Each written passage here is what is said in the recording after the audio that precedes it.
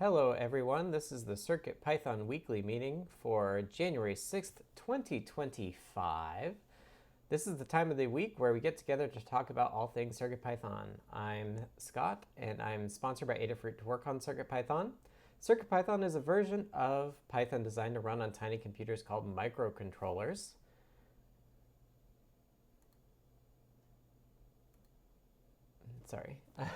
CircuitPython development is primarily sponsored by Adafruit. So if you want to support Adafruit and CircuitPython, consider purchasing hardware from adafruit.com. This meeting is hosted on the Adafruit Discord server. You can join anytime by going to the URL adafru.it/discord. We hold the meeting in the CircuitPython-dev text channel and the CircuitPython voice channel. This meeting typically happens Mondays at 2 p.m. Eastern, 11 a.m. Pacific, except when it coincides with a U.S. holiday. In the notes doc, there's a link to calendar you can view online or add to your favorite calendar app to let you know when it's been delayed. We also send notifications about upcoming meetings via Discord. If you'd like to receive those, ask us to add you to the CircuitPythonistas Discord role.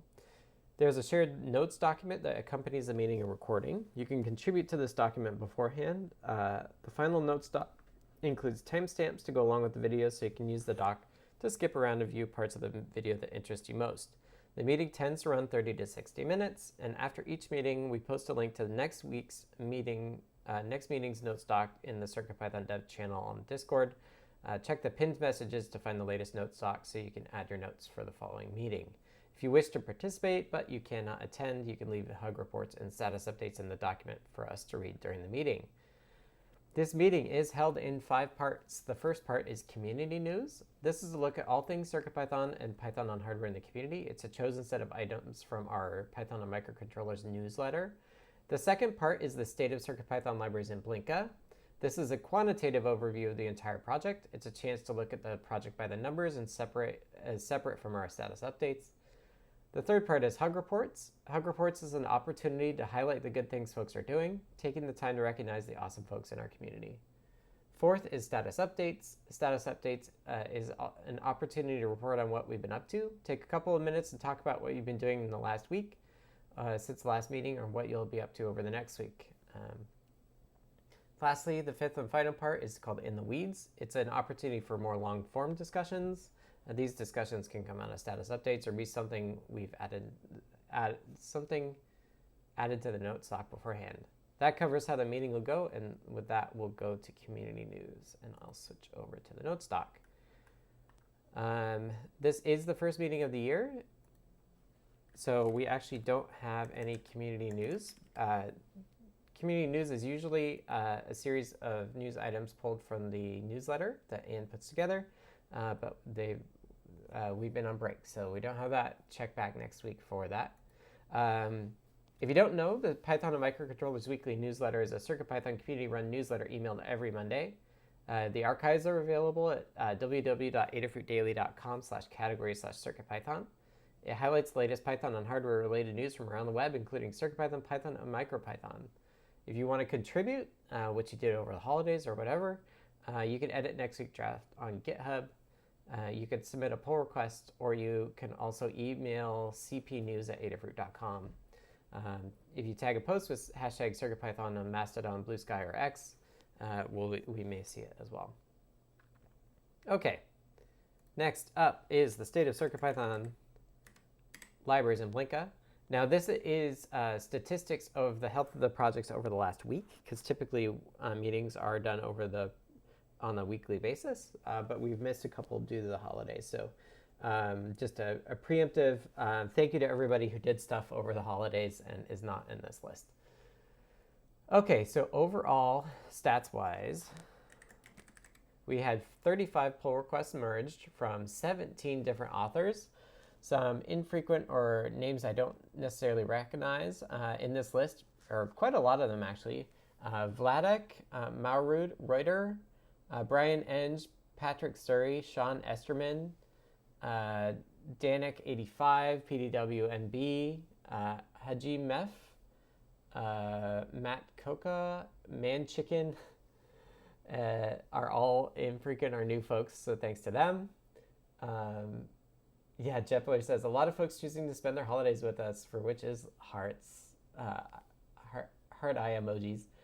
And then we had seven reviewers. So even though we're coming out of or entering the new year, coming out of the holidays, we've got a lot of folks involved. Issues wise, we had 16 closed issued by 4 people and 9 open by 9 people. So we're keeping up. And that's the numbers overall. I'll now go to the core, which is the C core to CircuitPython, CircuitPython firmware. And in the core, we had 8 pull requests merged from 7 different authors, so still a number of different folks, and 3 reviewers. We have 24 open pull requests, so we're slightly under our goal of 1 page, which is 25. And I just want to point out that we are currently up to 9,932. So we are just about to break the 10,000 numbering on. It's not just pull requests, it's also issues, but it's still kind of a cool milestone. Issues wise, we had 3 closed issues by 1 person and 6 opened up by 6 people. So for the core, we're not keeping up.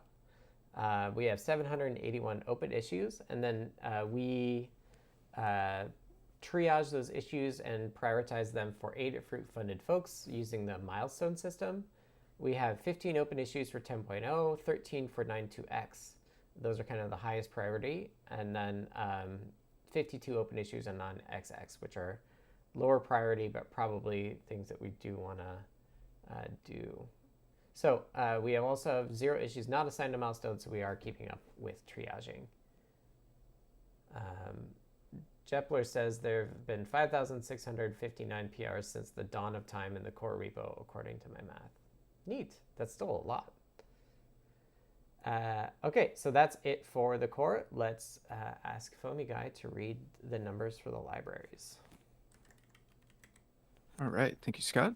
This section covers all of the CircuitPython libraries, all of which the Adafruit ones can be found on GitHub under names like Adafruit _ CircuitPython _ and then whatever the name of the library is. There are currently 348 Adafruit libraries in the bundle and 149 community libraries in the bundle, and that totals up to 497. We had, over the past week, 25 pull requests merged by 8 different authors. So echoing what Scott said, there were a number of folks whose name was newer or less frequent to me as well. In library land, those names this week were Vladak, Meritor, Brian ENG, Matt Coca, and Man Chicken. So thanks to those folks, as well as our other contributors. And we had 6 reviewers. Thanks to Scott, Lady Ada, Dan, myself, Brent, and Jeff for doing some reviews. Of the pull requests that got merged, there was one that was getting up there at 249 days, and then a couple of others in the tens of days, and then a handful down around 1 day to 1 week as usual.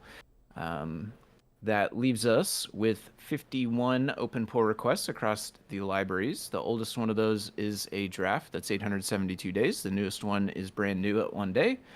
There were 12 issues closed over the last week by 2 different people, 3 new issues opened up by 3 people, and that leaves us with 688 open issues across all of the libraries. And there are 3 of those currently that are labeled as good first issue, which you can find listed over at circuitpython.org/contributing, which is the website where you should head if you want to start getting involved in CircuitPython on the development and reviewing side of things. On that webpage, circuitpython.org/contributing, you'll find a list of open PRs and open issues. Across the top, there's some navigation to click between the issues and PRs. If you are looking to get involved, the first place we tend to point folks towards is that list of open PRs and have them start doing some reviewing or some testing of those PRs. So you can kind of scroll through the list, find something that's interesting to you or that you've got the hardware for or some knowledge about, and click through to GitHub to that PR, the proposed change that someone has submitted. If you do have the hardware, go ahead and test it out on your hardware. Otherwise, just look over the code for logic, spelling, syntax, anything that you happen to know about that particular chip, anything like that. Leave a comment there on GitHub letting us know what you found when you looked it over. If you were able to test it out, then let us know how that went in your comment on GitHub. If you do that a couple of times and want to get leveled up to leave official reviews, we can work with you to be able to do that. as well. If you would rather get your hands dirty with some actual coding yourself, you can also click on over to the list of issues at that page, circuitpython.org/contributing. These are also a big list of links that go out to GitHub, but these ones are to open issues, and thus they do not have a submission yet. They are waiting for a person to come along who's interested in actually submitting a proposed change to meet whatever that issue is, be it fixing a bug or adding a new feature or some enhancement to the library or whatever. Once again, if you are interested in doing this, you can take a look through that list, find something that you either have some knowledge about or you've got the hardware for, click through to GitHub, take a look at what the actual issue is, and then work on submitting a PR with a solution to that. If you are new to contributing to open source projects, we have a guide for contributing to CircuitPython using Git and GitHub. We also have folks who are around on Discord who are more than happy to help you out. So if you would like to contribute, but you feel that there is some hurdle in any part of the process, be it the version control or the pre-commit or the actions checks or whatever, anything like that, if you feel like you're having trouble with it, come say hi on Discord, let us know what you're up to, and we'd be happy to help you out. And then in terms of updates for the last 7 days, we've got the Wiz library mini MQTT, the VEML 770, and then over in the community bundle, we've got updates in the uplot and the CircuitPython Absolute M libraries this week. And that's what we've got for now in library land. Thanks. Thanks, Foamy Guy. Okay, next up is the Blinka section. So Blinka is the CircuitPython compatible layer that you can use on Linux single board computers. So it makes allows you to run CircuitPython compatible code on in CPython on Linux. Really commonly used on Raspberry Pis, for example. So in Blinka land, there was 2 pull requests merged from Danik85 and Hajim F. 1 reviewer, Maker Melissa, so thanks to all of them. There are currently 11 open pull requests across a number of repos, including Blinka, Blinka.io, BLE.io, Display.io, Platform Detect, for example. 1 closed issue by 1 person and 0 open by 0 people, so net down 1 for a total of 118 open issues. Download-wise, PyWheels downloads in the last month was 21,756, and the number of supported Blinka boards is 146. So thanks to everyone for Blinka. That is it for the state of CircuitPython libraries in Blinka. Next up, we have Hug Reports. Hug Reports is a chance for us to say thank you to the folks in our community for the things that they've been doing, all of the awesome things there. It's both good to recognize the things folks have been doing, and also reinforcing within our community the things that we value. So I will start and then go down the list. Folks who are marked text only, I will read for. Otherwise, I will delegate to you in the voice chat. Okay, next up is, sorry, getting a random password prompt. So first, I will start. For me, first a hug to Paul Cutler for restarting the CircuitPython show. I'm very excited about that. Next to Jepler, Foamy Guy, Relic SE, Sam Blenny, and Andrew Smith for CircuitPython 2025 posts. The latter 2 I actually haven't read yet. I'm going to do that a little bit later today, but I'm very excited to see more people doing that. I'm excited to hear what folks want from CircuitPython this year. And then last up, a hug to Foamy Guy for deep diving over the holidays when I was out. All right, next up I have notes from Anecdata, who says, a hug report to Jepler for so many contributions and assistance over the years, especially numerous networking features and fixes, including the embed TLS memory fix this week. Hug to ADCC for the deep dive into integrating the Raspberry Pi RM2 Wi-Fi. And also hugs to Neradoc and Dan H for CircuitPython help on Discord to me and many others. Next we have hugs from C. Grover. C. Grover says, a hug to Jepler for numerous impactful contributions to the CircuitPython community. We all have benefited from the innovative and detailed designs from core to drivers to fully realized devices accompanied with those detailed learning guides. Jeff, you provided inspiration and many useful examples for me in my understanding and application of software development techniques. particularly for my breakthrough understanding of ULab and UDecimal and SynthIO. Thank you and the best wishes for your journey's next chapter. Next, historical hugs to Tony DeCola and Jerry Needell for pioneering leadership on MicroPython for Tony and groundbreaking CircuitPython drivers for the RFM boards for Jerry. Inspirational open source hugs to Tyeth and Brent for practical and easy to use Adafruit.io CircuitPython UI and example code, particularly for managing feed throttle limits for multiple autonomous devices. A web API hug to DJ Devon for running the gauntlet and providing numerous solution examples that look at reliability issues from many angles. And lastly, to Paul Cutler for the invitation to discuss the Weather Station project on the CircuitPython Show podcast, and an editing excellence hug for his skill at making me sound coherent.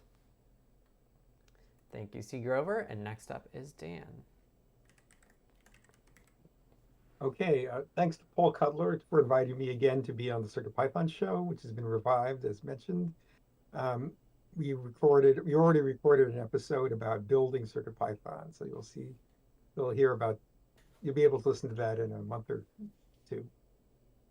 Thanks to Jeff for working on PIO for higher number pins on RP2350. That's in process, but it's been very helpful.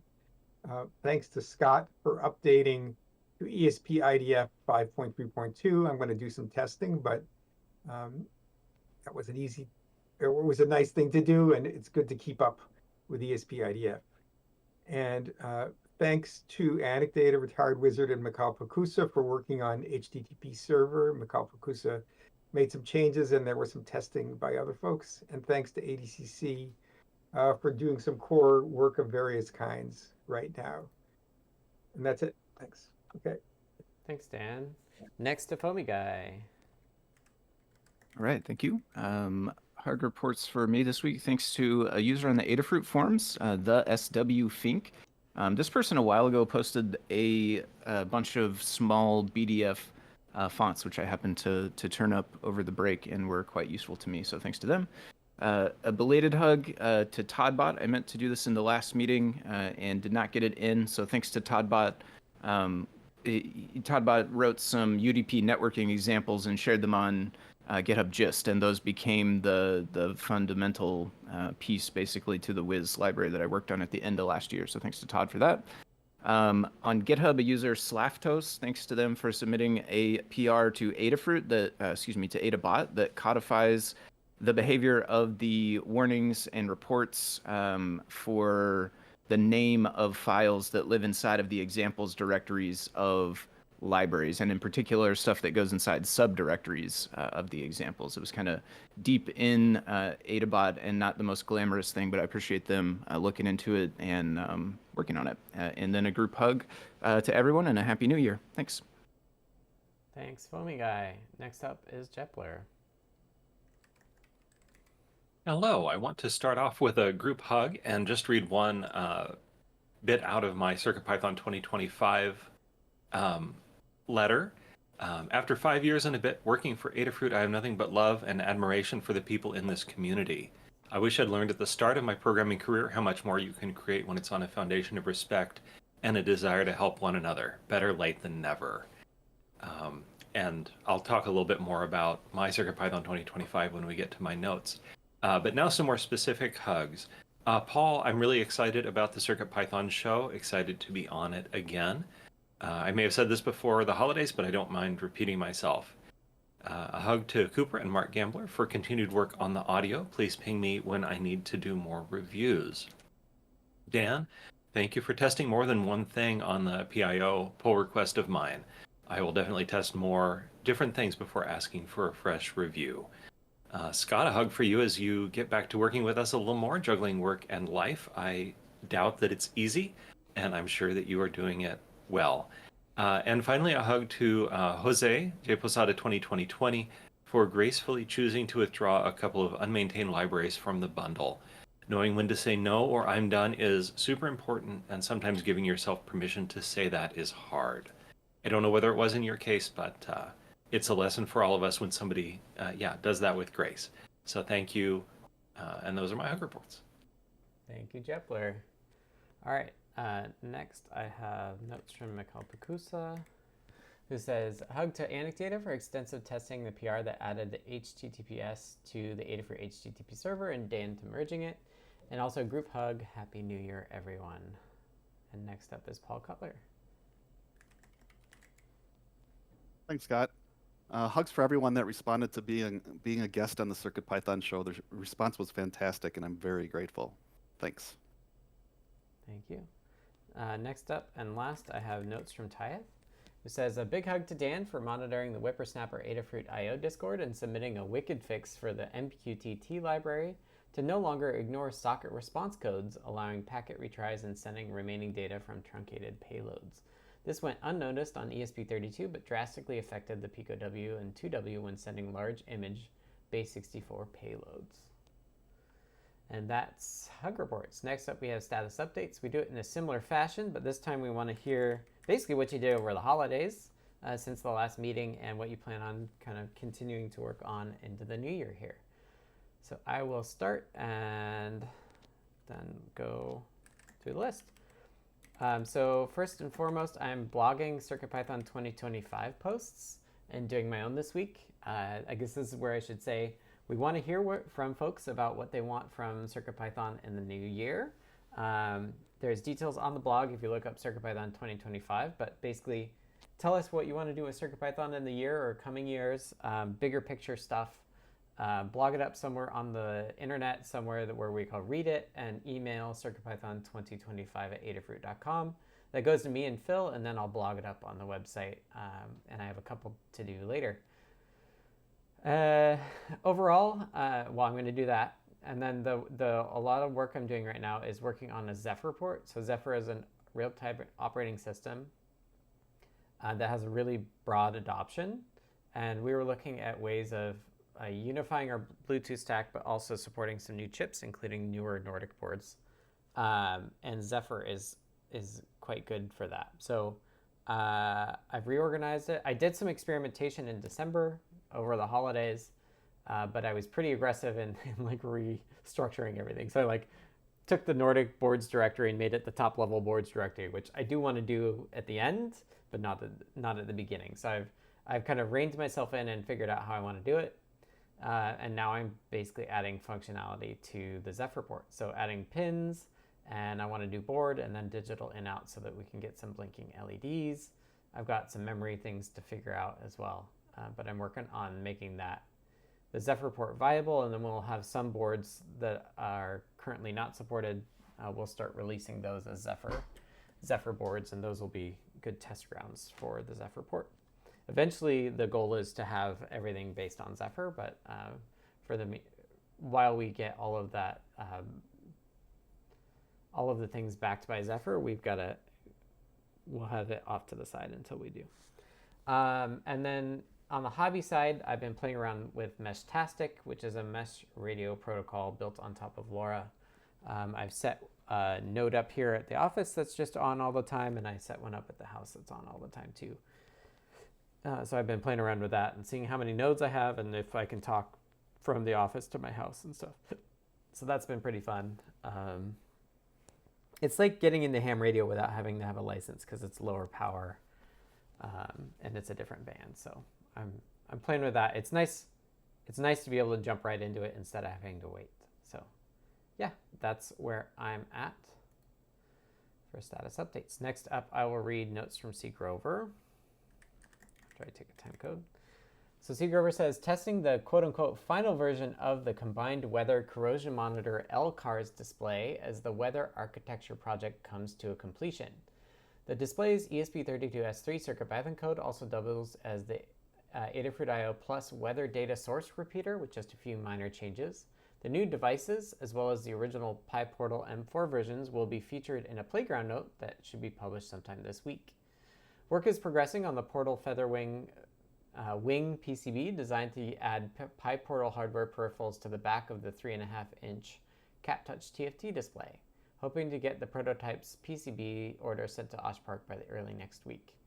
Nostalgically retired the first two versions of the workstation corrosion monitor devices. The enclosures were disassembled and put back into the inventory for repurposing. Thank you, C. Grover. Next up, let's hear from Dan. Okay, I've been continuing to work on getting Circuit Matter to run on CircuitPython. I'm using a bunch of libraries that I've had to adapt, but I have run in several times to things that were incompatible, at least with CPython. One of them was fixed upstream in MicroPython, and one of them I just fixed. So that's been interesting. And I got further a couple of days ago, and something seemed to be looping, but it turned out it was generating a key, and it was doing a certain key operation at least 10,000 times, because that's recommended for security reasons. And it turned out that would have taken about 3 hours. So I made that key generation be much faster, but less secure for the moment. We have to think about in the future about how important it is for that key to be so secure for hobby use. It's also possible that the key generation could be done on a much faster computer and just transferred to the CircuitPython board, since the key generation only needs to be done once. And then, as mentioned, I've been fixing various bugs, and I found this while supporting somebody. I found a bug in the mini MQTT library that didn't notice that packets might be incompletely sent. So I fixed that. And it turned out that broke something else, and then I fixed it more robustly after that. So that's what's been going on. Okay. Thank you, Dan. Next up is Foamy Guy. All right, thank you. I submitted a couple fixes to Circup, or WW Shell, which is bundled together. That was merged, but it started causing the actions to fail afterwards, and so I did a couple of fixes in there to get those back to passing. I changed up a couple of things in Adabot and the community bundle repo in order to get the list of libraries to be generated automatically like it is in the Adafruit bundle. So moving forward, once that's complete, anyone who adds libraries to the community bundle, there will no longer be a step to go and manually add it to the Markdown file. That will just get updated automatically moving forward. Over the break, I did some practicing of C and Arduino and debugging with GDB, so that's been fun. On a bunch of issues in CircuitPython libraries that I worked on over the past week or so. In the VL6180X, I set a minimum time of 20 milliseconds for the continuous read, because some folks reported issues using a time below that, and I verified that and then added code to the library to enforce it. In the VL53L4CD, I implemented a suggestion from the issue comments to add support for non-long int builds. So that library, once that gets merged, will be able to be used on some of the older, smaller devices that don't have long ints turned on. In the PCF 8574, there was a tweak to change the return type from the value property to a Boolean. It was returning a number before, which did not technically match the doc strings and everything in the digital I/O interface. So there is a fix-in for that now. The VEML 770, I've been using that for some testing. There were a couple open PRs that I tested. One added auto lux capabilities, and one added a new display I/O example. So I tested those, and then I've got a couple other issues to work on with that device this week. And then lastly, for libraries, in the WS2801 library, I tested that on a Raspberry Pi to try to reproduce some issues that folks reported, although I found it to be working well on my Pi. That's all up to date and everything. And then I have started refactoring that library to use PixelBuff internally. It's got its own sort of custom implementation right now, but somewhere along the way, we added PixelBuff, which does handle kind of the messy part of that for the other libraries like NeoPixel and DotStar. So I'm working on moving that over.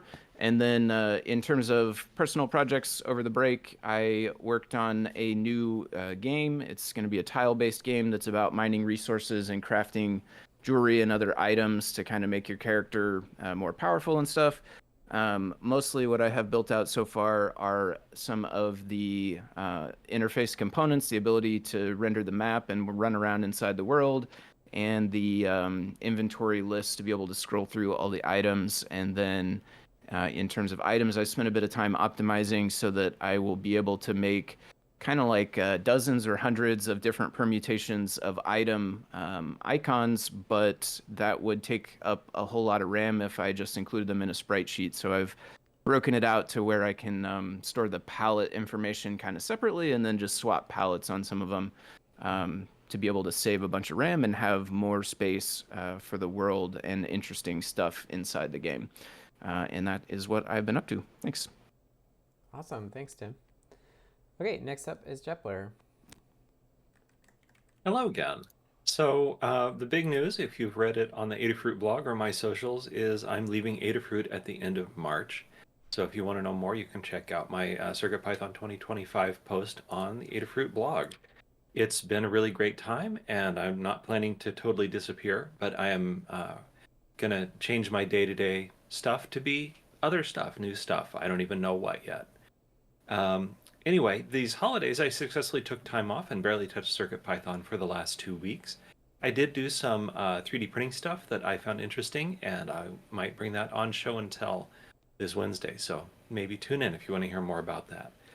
This week, my first focus is on fixing bugs that I introduced in my pull request to support the extra pins on the RP2350B for PIO. I'm not sure what's going on, tracking down where the bug is phase right now, and hopefully that will finish soon and I'll be able to actually fix it. Once I get done with that, I will be getting back to the RGB matrix stuff on Pi 5. There is at least one intervening step, but the ultimate goal is still to wrap it for use from Python/Blinka. And that's what I've got. Thank you. Thank you, Jepler. Okay, next up is Paul. Thanks, Scott. We've got a new, Toddbot and I have a new episode of the Bootloader out today where we talked about sunsetting Move a little bit, among other things. And then next Monday will be the return of the CircuitPython show. Thanks for all the kind comments earlier. And the first interview is with Aaron Penley, who's known in the Adafruit community as squid.jpg, and it was a fun interview, so check it out. Thanks. Thank you, Paul. I'm excited to listen. All right, that is it for status updates. Next is our last section, which is In the Weeds. We have one topic, it looks like. In the Weeds is a chance for any long-form discussions or questions that folks either come up with during the meeting or have after the meeting or have come up with before the meeting. You can add them to the notes doc, and for example here. It comes from Mikhail Pakusa, which I will read and respond to. So Mikhail says, I would like to ask about the possibility of expanding the supported RE module functionality. Would it be possible to quote-unquote copy the CPython's implementation in order to add support for named capture groups, counted repetitions, and or look-aheads and look-behinds, etc.? In my head, it does come only to adapting CPython code to the rest of CircuitPython, not developing it from scratch. What is the opinion of the CircuitPython team about it? Could it be a planned feature even if long-term? And then there's a link to our version of RE. And I would say that we can't, if it's implemented in Python, we can run it, and we can run it within CircuitPython, that would be okay, but we are unable to copy, like literally copy code from CPython to CircuitPython because the license is different. CircuitPython and MicroPython are more liberally licensed than Python is, I believe. So I don't think we're going to do it, but if somebody else wants to do it, that'd be fine. And I would probably limit it, or like make specific issues for specific regular expression features, is my hot take. Any other thoughts? Jeff says, just as a note.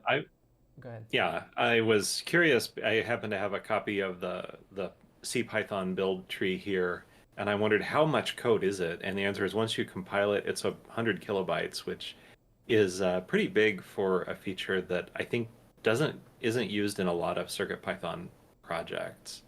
So, you know, the bang for the buck, or the how often is this impact going to be useful, is a little lower than some things. And not that we couldn't have something a little more full featured than what MicroPython does, but going all the way to full compatibility is probably going to cost too much in terms of the module size and the development time. So that's just my immediate thoughts.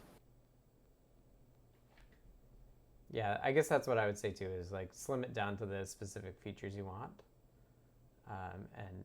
and make an issue about it and say what you would use it for. And it came from MicroPython, so it's worth looking in the MicroPython repos issues and see Right. if there are any PRs for some additional features and stuff like that, because they probably hashed through some of this discussion.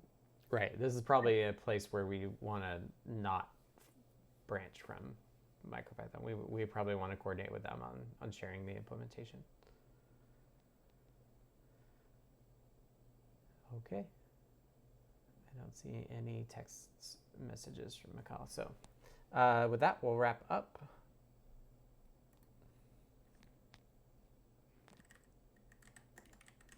So this has been the CircuitPython weekly meeting, the first one of 2025 for January 6, 2025. Thank you to everybody who participated. If you want to support Adafruit and CircuitPython, and those of us that work on CircuitPython, consider purchasing from the Adafruit shop at adafruit.com. The video of this meeting will be released on YouTube at youtube.com/Adafruit, and the podcast will be available on major podcast services. It will also be featured in the Python for Microcontrollers newsletter. Visit adafruitdaily.com to subscribe to that. The next meeting will be held, drum roll, let me look. I think it's regular. It's regular next week, but the week after is different. So next week, the meeting will be held on Monday as usual at 2 p.m. Eastern, 11 a.m. Pacific. 2 weeks from now, it will be delayed until Tuesday. This meeting is held on the Adafruit Discord server, which you can join by going to the URL adafru.it/discord. If you want to be notified about the meeting and any changes to the time or day, you can ask to be added to the @CircuitPythonistas role on Discord. We hope to see you all next week. Thank you all.